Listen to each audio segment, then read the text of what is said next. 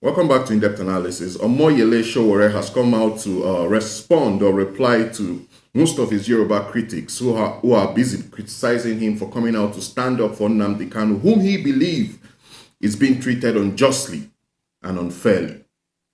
Here is what one of the critics said.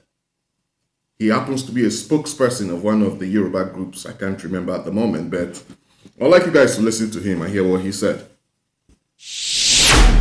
Now, Sowore had gone far and wide to destabilize this country. He found solace in the Omoyele Sowore and some other Igbo group trying to use and play the ethnic card, having lost validation of some of his antics. Now going further to using the Nnamdi Kanu as a decoy. From the last End Bad Governance protest, go and look at the old rhetorics, was to shut down and commit the government into disarray. That was one of the agendas Sowore has been promoting. And I've stand to correct it that you are not the only activist that can be telling the whole world that you have a monopoly to put us into this kind of charades. If you have one or two intent to project, this should not be the only means. The only means you understand in your life, must it be protest? Are you born to be a protester? Are you born to be a protester? Anyway, let's listen to Omoyele Sowore's reply. Let's listen to what he had to say or what he said to them. I'm alarmed, and I'm saying this to anybody who's watching. I'm alarmed, I'm shocked that we're in a country where there's anybody who feels what is being done to Nnamdi Kanu is okay. You know, and I say this particularly of my Yoruba brothers who make these comments. Some of them even have the audacity to send me messages personally. Oh, you know, they'll be sending you all these videos, you know, because your brother is in power.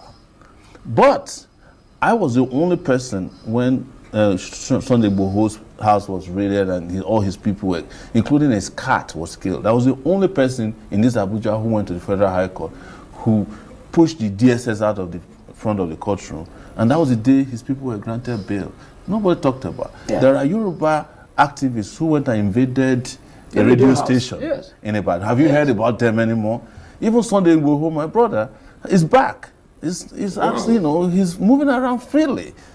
Nnamdi Kanu has never carried a weapon before. Most of these guys have done things like that. Why are we treating the Igbo man differently? And I'm not saying that to whip up something because I'm ashamed, of course. There's something wrong with this country, sir. Wait, hold on. How true is this? Is Sunday Igboho back? Man, if that's true, man, it's not nice at all. At all.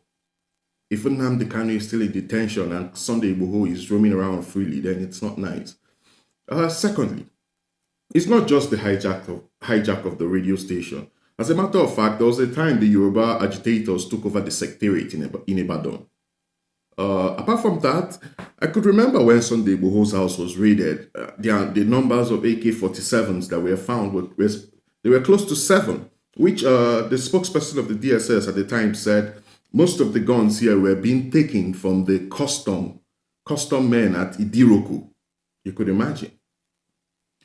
Apart from that, the live ammunition that was found there was close to 1,000 that was found in Igboho's house, in Igboho's possession. And yet, according to Sowore, he's moving around freely.